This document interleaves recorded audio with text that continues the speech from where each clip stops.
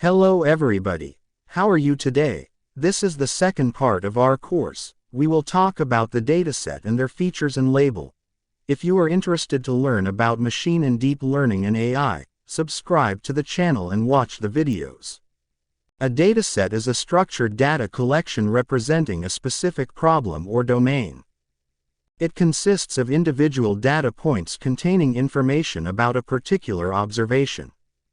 For example, a dataset about housing prices may include data points representing different houses, with features like the number of bedrooms, square footage, and location.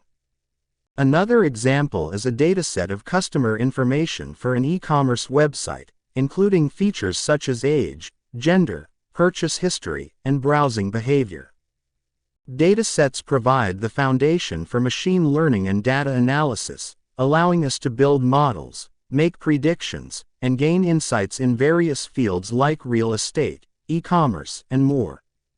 Features in a dataset refer to the individual measurable attributes or characteristics of the data points.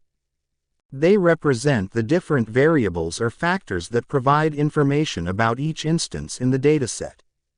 Features can take various forms, such as numerical values, categorical labels, or even more complex structures like images or text. In machine learning, features play a crucial role as they serve as inputs to algorithms, enabling them to learn patterns and make predictions. The selection and quality of features greatly influence the performance and accuracy of the models.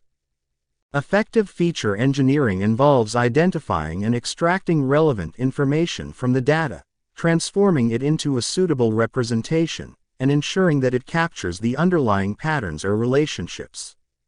By carefully designing and selecting features, machine learning algorithms can effectively process and analyze the data to uncover meaningful insights and drive accurate predictions or decisions.